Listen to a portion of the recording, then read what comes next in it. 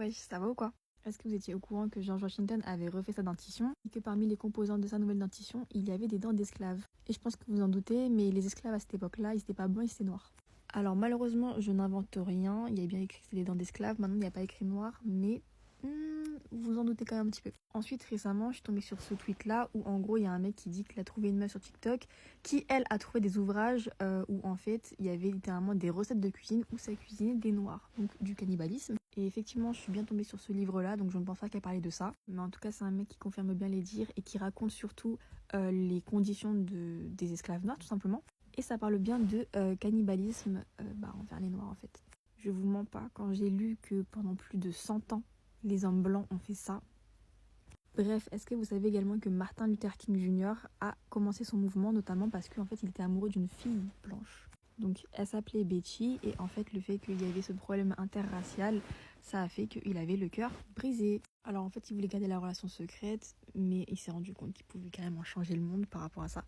Chose qu'il a réussi par ailleurs. Mais la relation devenait trop compliquée par rapport au fait que lui était noir et elle blanche. Est-ce que vous savez également que Gandhi, avant d'apparaître comme l'homme étant le plus sage du monde ou je ne sais quoi, c'était surtout quelqu'un qui conseillait que les femmes, si elles se faisaient V, en fait elles devaient coopérer, et si elles voulaient que ça s'arrête et que le mieux à faire c'était que pour que le mec se termine, elle devait jouer la morte. La justification dans laquelle l'acte est légitime, c'est que Dieu a donné aux femmes des moyens de se défendre, donc les dents et les ongles. Et si vraiment c'est un truc qu'elle ne consent pas, alors dans ces cas-là, elle doit utiliser toutes ses forces physiques pour se débarrasser de tout ça.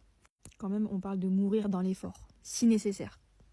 On va parler maintenant de Christophe Colomb, vu comme le symbole ayant découvert l'Amérique soi-disant. Est-ce que vous savez qu'à son deuxième voyage, le mec a ramené pas moins de 550 Indiens captifs dans le but de les vendre comme esclaves?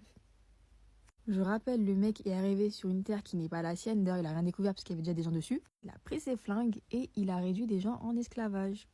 Voilà. D'ailleurs, est-ce que vous savez qu'en Afrique du Sud, il y a eu 3 paliers avant que toutes les femmes puissent voter? Alors pour une raison que j'ignore, d'abord il y a eu les femmes blanches, puis les femmes métisses, puis les femmes noires en 94. C'est très récent.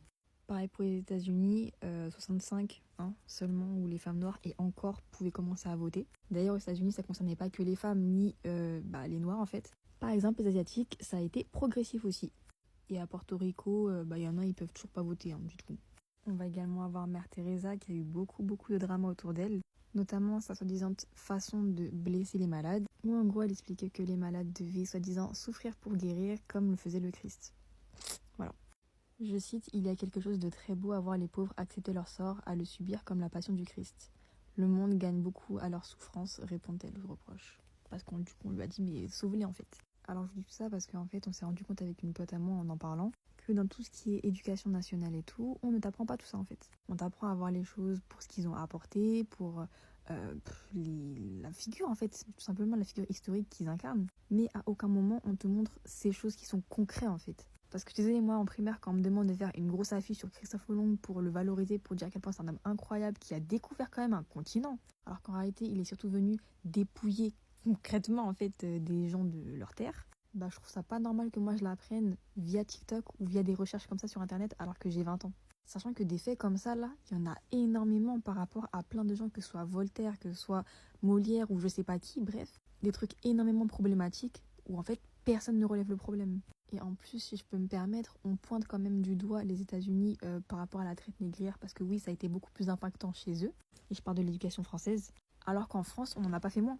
En France, on n'en a pas fait moins, et encore aujourd'hui, tout ce qui est Martinique, Guadeloupe, Haïti, etc. subissent encore les conséquences du fait qu'il y a encore ce rapport de force entre les Noirs et les Blancs. Je sais pas si vous vous rendez compte. Et encore là, je mets beaucoup en avant tout ce qui est racisme, etc. Mais juste en fait, tout ce qui est problématique, on ne le met jamais en avant et on ne nous l'apprend pas surtout. Voilà, je voulais juste dire ça parce qu'en fait, je trouve ça trop choquant. Je trouve ça trop choquant que tout ça, on ne nous l'apprend pas, mais qu'on pointe du doigt des choses qui sont basiques, quoi, tu vois.